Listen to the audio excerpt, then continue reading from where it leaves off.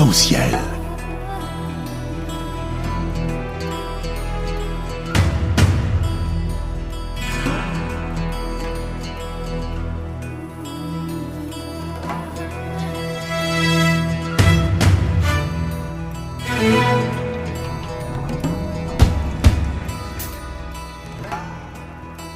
Arc-en-ciel, votre émission marocaine, chaque dimanche pour tout savoir sur le Maroc.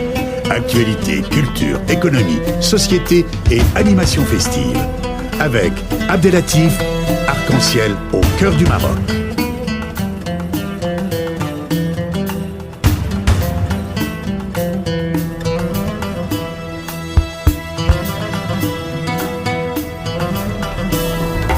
Arc-en-ciel, la chronique.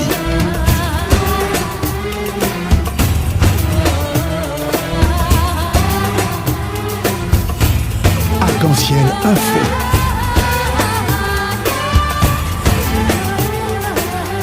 Arc-en-ciel animation festive.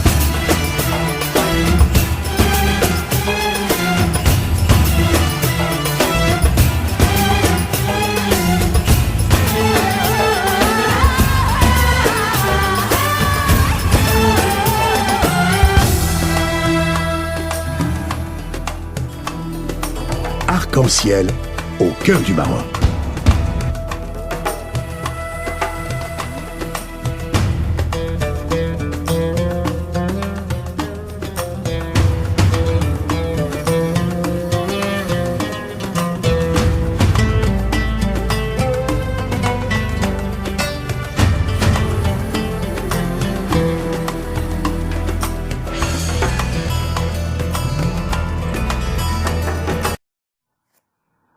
Oui, bonjour, c'est Abdelatif et l'ensemble des auditeurs. C'est la chronique numéro 2 du 10 décembre. Alors, ce qu'il faut retenir du projet gazoduc Maroc-Nigeria 2016, c'est que cette semaine politique du Maroc en Afrique, pose les avantages de la coopération sud-sud en Afrique, initiée par le Maroc et le Nigeria à travers un méga-projet gazoduc de 4000 km à travers l'Afrique des pays atlantiques en 2016. Et ce qu'il faut savoir sur ce méga projet gazoduc Maroc-Nigeria, les gains de la coopération multilatérale sud-sud et sur l'ensemble des investissements, et sur ce qu'il faut savoir sur l'offensive diplomatique du Maroc en Afrique. Tels sont les points qui vont être traités dans cette chronique numéro 2. Alors, ce qu'il faut savoir sur ce méga-projet, c'est qu'il est lancé par Sa Majesté Mohamed VI et le président du Nigeria, Muhammadu Buhari, au palais présidentiel d'Abuja. Visite d'État du souverain marocain le 3 décembre 2016. Les deux chefs d'État ont présidé la cérémonie de lancement du projet de réalisation d'un gazoduc régional. Ce partenariat sud-sud de ce vaste méga-projet 4000 km² à travers une quinzaine de pays de l'Atlantique et qui va déboucher sur l'Europe occidentale. Je les cite juste à titre de rappel: le Nigeria, le Bénin, le Togo, le Ghana, la Côte d'Ivoire, le Libéria, la Sierra Leone, la Guinée-Conakry, la Guinée-Bissau, la Gambie, le Cap-Vert, la Mauritanie, les îles de Canaries, le Maroc, et finalement, il va déboucher sur l'Europe. Et le but fondamental de ce projet ouvre la voie à l'alimentation en énergie aux pays atlantiques, traversés par le gazoduc. C'est un grand projet de deux chefs d'État atlantiques que le Maroc va partager avec le Nigeria, et les deux chefs d'État visionnaires qui ont déjà eu l'occasion de discuter avec ce méga-projet en marge du COP22 de Marrakech 2016, ont pris conscience que ce méga-projet mégalomanique d'une grandeur titanesque pour faire rêver les générations futures, et à cet effet a un effet de groupe, un effet de papillon sur un espèce de plan Marshall de l'Afrique atlantique pour relancer la coopération sud-sud qui vous est chère. Le second point, c'est un point sur les investissements sud-sud.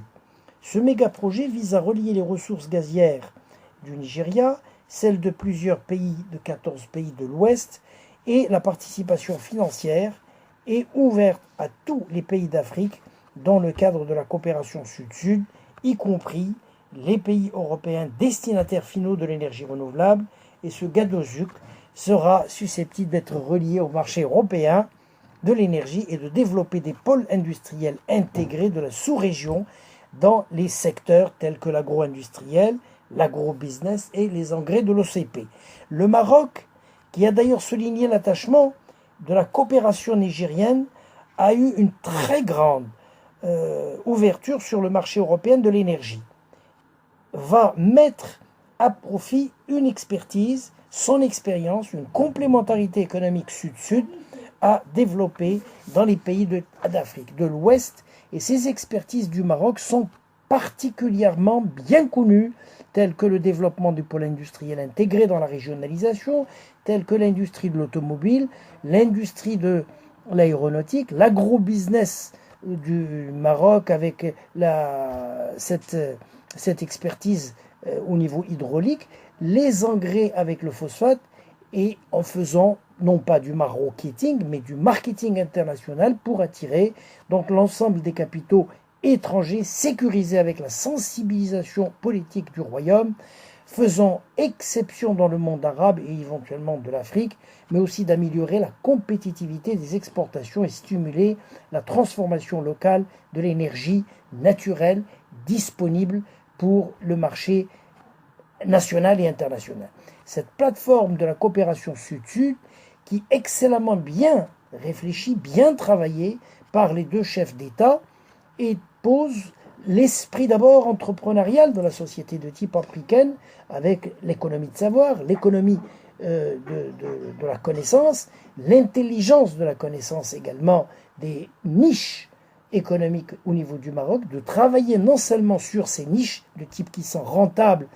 dans le cadre coopératif, avec une grande envergure continentale, voire internationale, du co-développement qui est cher à Sa Majesté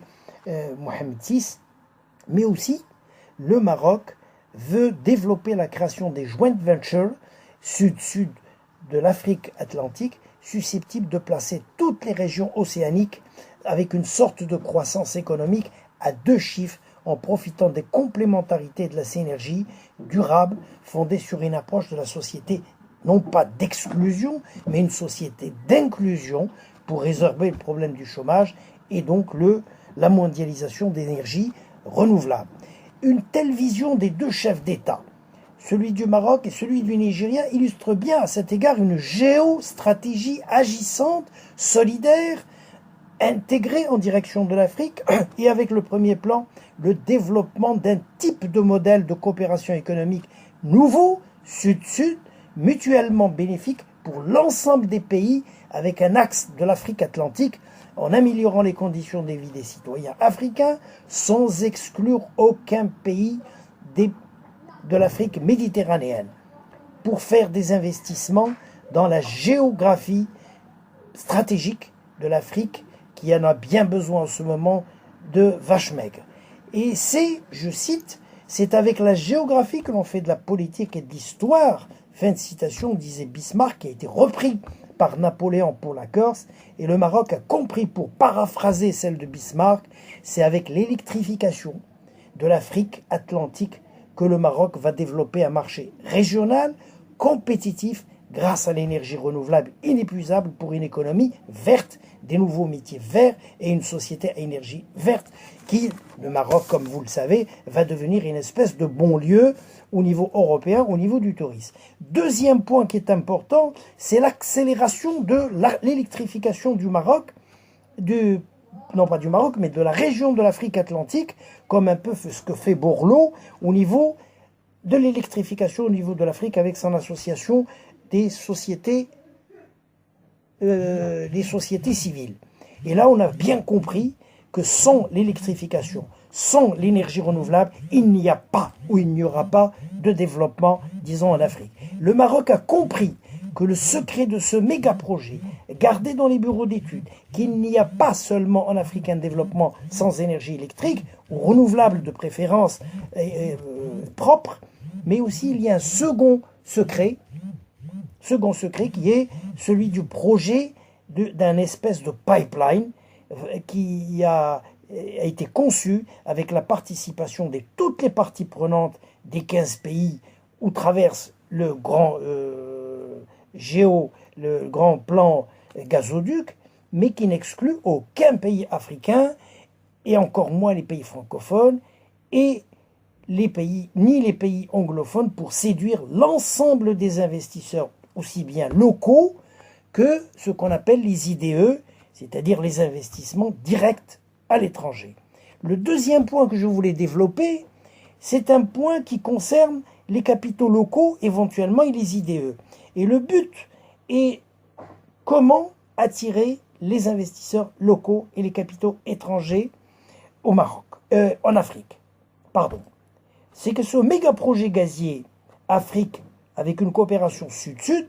a pour objectif principal non seulement d'améliorer la compétitivité des exportations, mais aussi de stimuler l'ensemble des transformations de type industriel local avec des ressources naturelles disponibles sur le marché national et international, mais que nous n'avons pas utilisées. Mais aujourd'hui, avec toutes les technologies, le Maroc, comme les autres pays, peut mettre le curseur et donc rattraper le retard au niveau technologie. Cette valeur ajoutée de la recherche des investisseurs africains, de trouver des grandes opportunités d'affaires dont découlent les projets de la sous-traitance locale pour les industriels, les investisseurs, les importateurs et les exportateurs. Alors faut-il ajouter que ce méga projet est aussi appuyé par 2 fonds souverains que l'on va donc analyser. Alors le deuxième point qui est important, c'est un projet appuyé par les 2 fonds souverains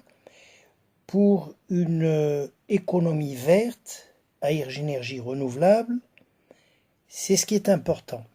La mise en place déjà d'un organe de coordination bilatérale entre le Maroc et le Nigeria chargé de suivre ce projet appuyé par des fonds souverains des 2 pays, à savoir le Nigeria, c'est Souvugenti Investment Authority, NCIA, et l'Istithmar al-Mawarid du Maroc, Istithmar Capital, qui est un ex-fonds marocain de développement du tourisme qui est connu sous le nom de l'acronyme FMDT, reconverti en un fonds souverain, et ces 2 entités financières ont signé sous la présence de Sa Majesté Mohamed VI et son Excellence le Président du Nigeria, en date du 3 décembre 2016, un accord de partenariat stratégique qu'on appelle en anglais SPA, et le Memorandum Agreement Gentleman, que l'on appelle MOU, pour un méga projet pharaonique structuré par les 2 pays protagonistes, mais structurant pour l'Afrique de l'Ouest,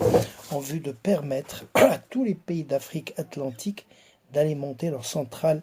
électriques respectives en gaz pour des unités industrielles et domestiques. À ce titre, l'Afrique atlantique, qui est à la veille, sinon à l'aube, d'une nouvelle ère pour l'Afrique, va tenter de façonner une espèce de co-développement comme une mode qui deviendra un modèle pour l'Afrique, une espèce de modélisation économique pour le co-développement à énergie verte, et elle-même solidaire, mais avec une nouvelle conception, un nouvel logiciel culturel sud-sud qui modélisera son propre destin avec une démarche unique aujourd'hui en Afrique vers la prospérité de l'Afrique, orientée stratégiquement parlant vers le choix d'une économie verte, propre, à énergie renouvelable et inépuisable, et pour les nouveaux métiers de l'écologie propre sans carbone et le changement climatique, bien entendu. Le développement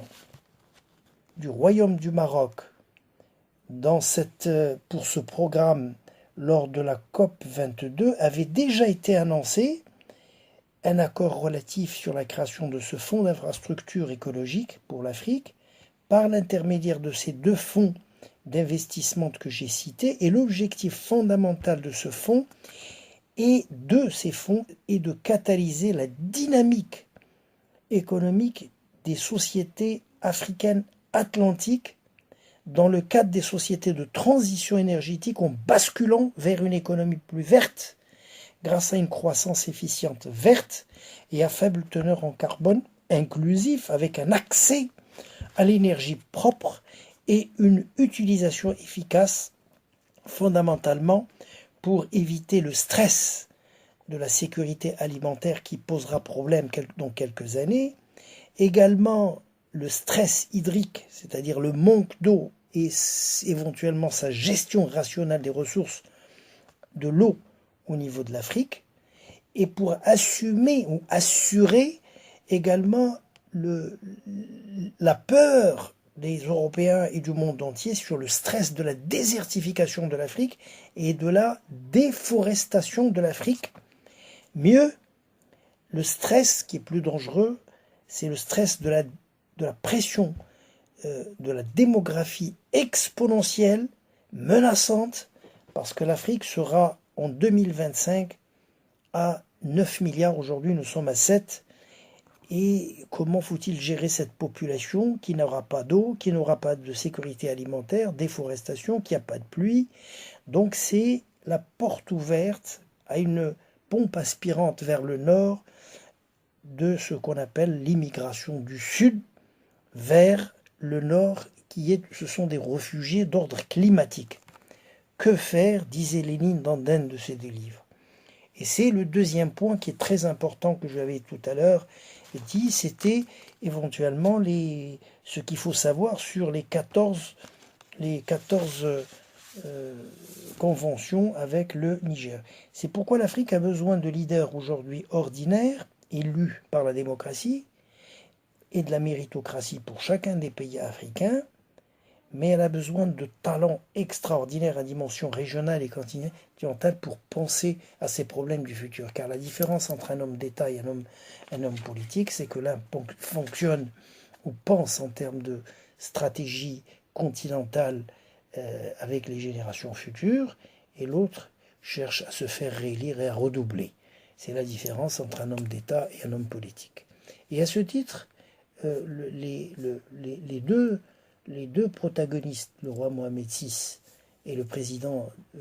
du Nigeria, au terme de cette cérémonie qui ont présidé les 14 conventions bilatérales de coopération couvrant tous les domaines de l'investissement, l'information continue, la formation professionnelle, l'aide à des bourses pour l'ensemble des étudiants, le renforcement des compétences des jeunes, les hydrocarbures, les mines, les textiles, les banques, la finance, les assurances, la logistique et que sais-je. En tout cas, l'OCP, qui a pris le devant. L'OCP, c'est l'Office chérifien des phosphates, qui est une entreprise gérante et qui s'est lancée dans la coopération sud-sud, en dehors du conflit artificiel du Sahara. Il y a eu à Abuja le 14 conventions de coopération dans le domaine des engrais qui ont été signées entre le Maroc et le Nigeria sous la présidence des deux acteurs africains, le Maroc et le Nigeria. Et dans la déclaration de presse qui a été reliée par l'agence officielle de presse, le patron de l'OCP rappelle une convention avec le groupe Dangote Industry Limited pour le développement d'une plateforme de production d'engrais au Nigeria, une convention de joint venture, ce qu'on appelle le co-développement, entre le même groupe et le groupe OCP-SA, avec la mise en place d'une unité d'acide phosphorique au Nigeria, et une convention à court terme avec les associations de l'ensemble des producteurs et fournisseurs d'engrais au Niger, mais visant à sécuriser la fourniture d'engrais aux différents distributeurs des pays de l'Ouest, l'Afrique de l'Ouest Atlantique, mais en demandant la garantie de la fourniture pour le Maroc au moins de 2 millions de tonnes pour les 3 prochaines années. Et la dernière convention, toujours dans le cadre de l'OCP, c'est une convention entre le Maroc et le Nigeria, qui est un véritable levier mathématique sur les ressources naturelles respectifs pour les unités économiques complémentaires de l'investissement croisé des domaines d'engrais, et ces unités sont déjà en phase de construction et qui sont fin prêts dans un an. Cette stratégie visionnaire est porteur d'un projet mi-juillet de 2016, la création de 13 filiales africaines de l'OCP, était actée après la publication du décret du bulletin officiel, a pour but, entre autres, de développer les relations dans les différents pays. Et peut-on lire dans ce document, c'est que la création de l'Office chérifien des phosphates OCP Africa intervient ainsi pour développer la présence de l'OCP en Afrique et pour booster le chiffre d'affaires de l'OCP au niveau continental, qui est de l'ordre aujourd'hui de 24% au niveau des exportations d'engrais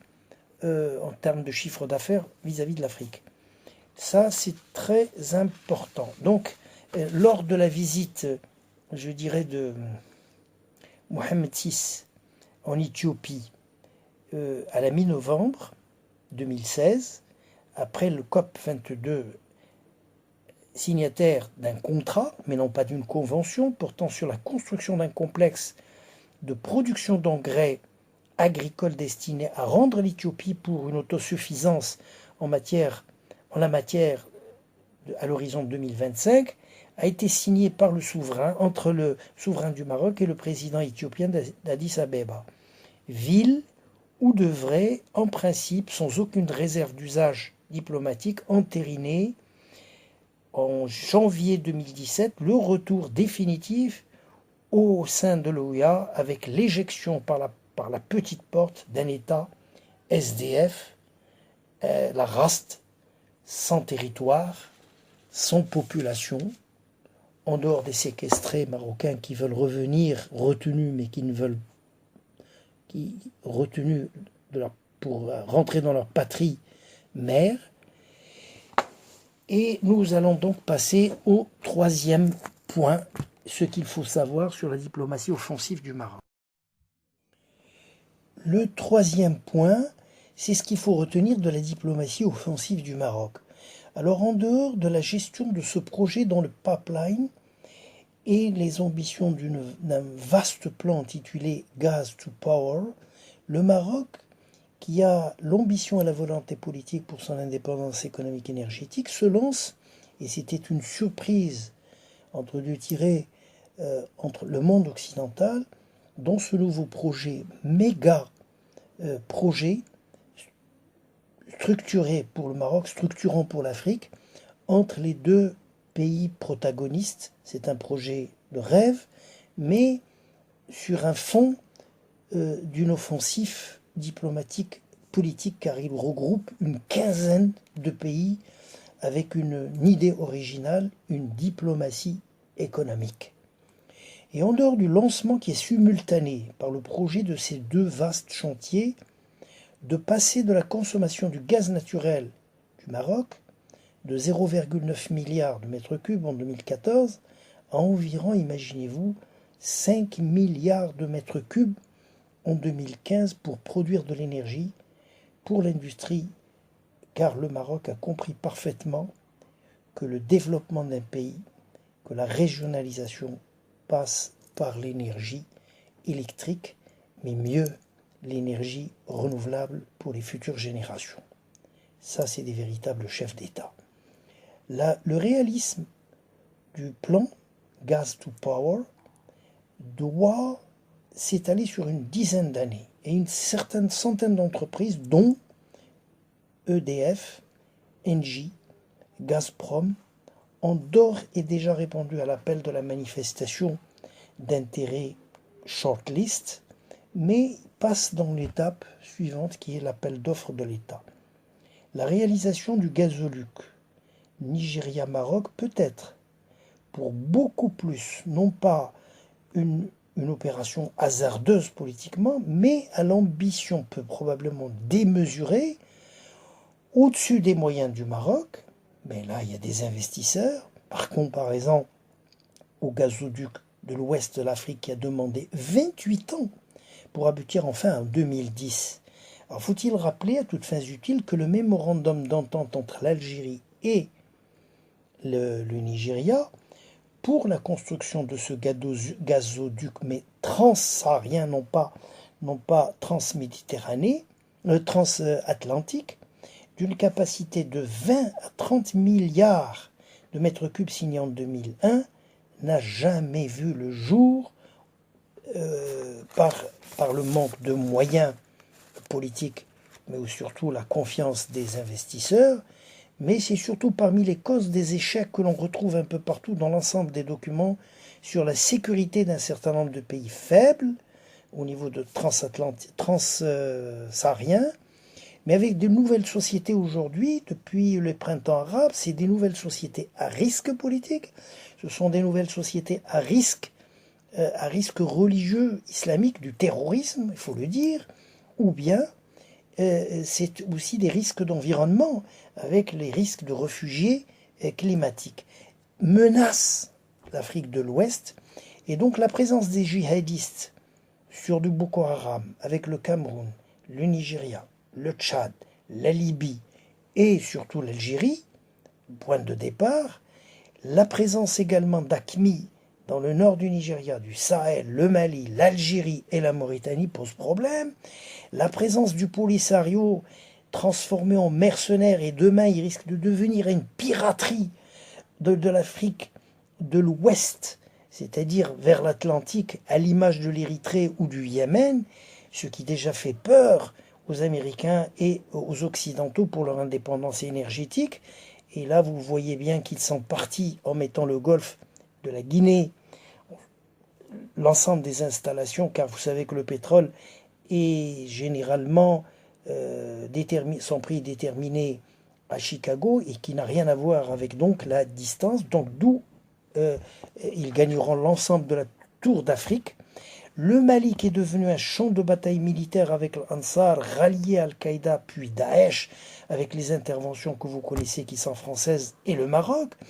et l'absence d'engagement de l'Union européenne avec les accords commerciaux, et encore moins les États-Unis, et le manque de financement, le manque de confiance de l'Algérie, pays à risque politique d'explosion probablement de l'extérieur ou d'implosion de l'intérieur,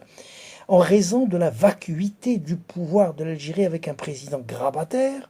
avec un État diabétique, moribonde, sans manipulaire, est en chute libre car elle ne peut pas supporter l'ensemble des fonctionnaires aujourd'hui. L'Algérie est au bord de la faillite sans pétrole. Dans l'État, donc l'État a besoin de faire une espèce de cure d'amaigrissement draconienne des salaires des militaires et surtout des salaires du personnel, et de transformer l'ensemble des graisses des gens qui ont des rentes, notamment les militaires, des rentes financières, des muscles, des graisses en muscles pour survivre. Et l'État, qui est dans le chaos technique depuis 4 ans, n'est plus capable de vivre en faisant du bouche-à-bouche financier à l'OPEP avec les États emprunts des pays prédateurs. Si ce méga projet pharaonique de gazoduc entre le Maroc et l'Algérie devrait voir le jour, c'est une victoire diplomatique incontestable du Royaume du Maroc sur son voisin et éternel adversaire et rival, avec son appendice, le Polisario, qui, pour des raisons d'indépendance énergétique et en raison d'un éventuel conflit armé sur le territoire, mais à ce moment-là avec l'Algérisario, le Maroc, peut l'envisager d'importer, et il ne le fait plus déjà, du gaz algérien, car il consomme plus d'1 milliard de mètres cubes via le gazoduc Europe qui relie l'Algérie à l'Espagne ou l'Europe. Et cet approvisionnement a permis des royalties dues pour le Maroc au titre du passage de gazoduc sur le sol marocain, et un contrat signé avec une très grande société à l'image de l'OCP, c'est la Sonatrach, en 2011. Ces 2 contrats vont expirer en 2021, avec cette perspective pour faire aboutir un nouveau projet de gazoduc, c'est le Maroc-Nigeria, vont devoir aussi faire la preuve de leur pérennité de ces réserves. Et à ce jour, ce qui est plus important, c'est 5100 milliards de mètres cubes. Et les représentants des deux compagnies, la nationale pétrolière du Nigeria, NNPC SA, se sont inquiétés de sa capacité à répondre à un besoin croissant de la demande au niveau international et avec la gestion prévisionnelle des exportations au-delà de 35 ans. Alors en dehors de ce type de problème de sécurité également de le Nigeria, il faut le dire, et les rebelles et les vendettas dans le delta du Niger, dont la compagnie américaine Chevron et l'italien la société italienne ENI, en ont déjà fait les frais et ça coûte très cher. Et ces attaques ont coûté au pays la production de plus de 400 millions de tonnes de barils de brut cette année en 2016. Vous voyez bien que la route de la soie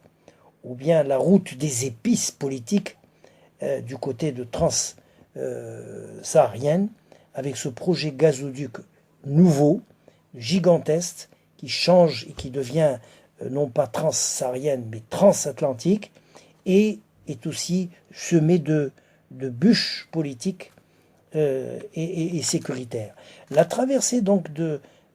Sahara occidental ne présentera pas aucun obstacle financier en raison de facto et de juré. Les bailleurs de fonds internationaux ne pourraient pas prendre le risque, mais rendre la chance d'investir sur un projet que traverse un territoire qui n'est plus qui est disputé uniquement au niveau du droit international que sécuritaire ou national, car il est sécurisé par le Maroc, ce qui n'a rien à voir avec cette zone sahélo-saharienne sous l'influence de l'Algérie et les groupes rebelles islamiques de nationalité algérienne. La conclusion de ce méga projet gazier, même avec un accord de principe politique avec le Nigeria, est cependant ce qu'il faut peut-être retenir de cette opération de marketing, c'est une offensive diplomatique excellente pour l'image du Maroc qui rentre dans la cour des grands, en demandant bien sûr un investissement au niveau international, car le projet est immense pour l'Afrique. Dans cette perspective, le Royaume a une vision politique africaine, mais qui est d'ordre économique et financier, et a depuis le juillet 2016, l'envie de ne pas laisser la chaise vide pour intégrer des factos et de jurés comme membre fondateur de l'OUA depuis 1984, qu'il a quitté, et il est le premier à s'asseoir sur sa chaise d'économie, mais il est absent sur cette chaise, l'autre chaise qui est politique. Cette vacuité, le Maroc l'a payé très cher. C'est un capital symbolique qui n'a pas de prix politique, mais que le Maroc paye cher pour son absence depuis 32 ans de l'UA, l'Union africaine, mais a de la valeur diplomatique parce que l'Afrique du Sud et l'Algérie reconnaissent encore un État SDF, la RASD, du Polisario, que le Maroc et le reste des 28 pays africains sécurisés par le côté économique ont retiré leur reconnaissance d'un État fantoche et d'un État fantôme que l'Algérie utilise probablement comme un cheval de Troie, au sens romain du terme, pour avoir accès à l'Afrique atlantique et de couper le Maroc de ses racines historiques et africaines. Tout ce que le Maroc a tissé au niveau de sa diplomatie économique et offensif en Afrique, eh bien l'Algérie essaye de le filer politiquement au niveau des sièges vacants du Maroc, au niveau de l'Afrique, l'Union africaine. Eh bien au mois de janvier, ça sera fini. C'est la fin des haricots. L'entrée officielle de l'OUA à l'OUA du Maroc, c'est la fin de l'araignée toxique au niveau de l'Afrique. Et à ce moment-là, la croissance peut repartir avec ou sans l'Algérie, où la porte est ouverte pour qu'il y ait des investissements, mais sachant que l'Algérie, pour le moment, a de grosses difficultés en raison de la chute du pétrole, pour le moment est devenu un État aussi faible que le Mali. Aussi paradoxal que cela puisse paraître, que la puissance paraît au niveau des relations internationales, le Nigeria est à nouveau un nouveau président, Mohamedou Bouhari, a même renouvelé cette année, ce qui est curieux, son soutien au peuple sahraoui, avait donc jusqu'ici des relations fraîches et très récentes avec le Royaume du Maroc, mais les nouveaux leaders de la nouvelle génération de Mohamed V ont tissé des liens économiques et financiers entre Abuja et Rabat avec ses 14 conventions économiques et accords commerciaux signés lors de la veille de la visite d'État de Mohamed VI, sont confrontés avec une diplomatie offensive en Afrique du Maroc, qui a l'ambition et l'espoir de changer la donne politique en y retrouvant sa place naturelle. Et comme disait Mohamed VI, il est chez soi, il est chez lui, c'est sa place naturelle dans l'Union africaine, avec l'exclusion d'un État parasite, SDF, créé de toutes pièces par la jambe de Jupiter, l'Algérie, il faut le dire par son nom,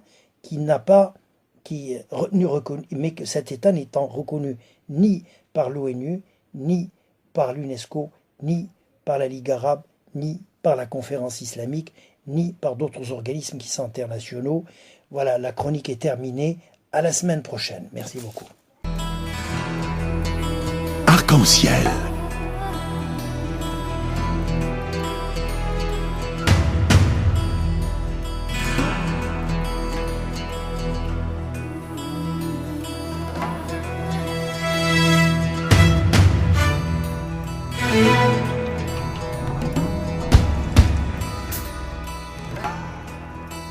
Arc-en-ciel, votre émission marocaine, chaque dimanche pour tout savoir sur le Maroc. Actualité, culture, économie, société et animation festive. Avec Abdelatif, Arc-en-ciel au cœur du Maroc.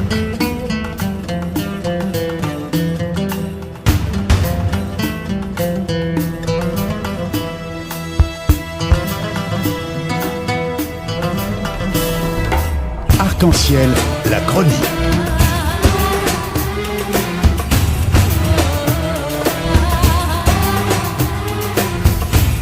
Arc-en-ciel info.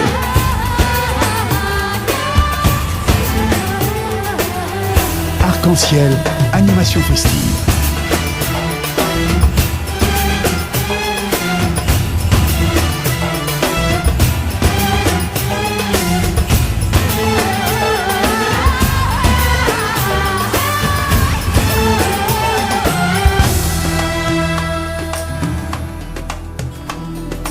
Arc-en-ciel au cœur du Maroc.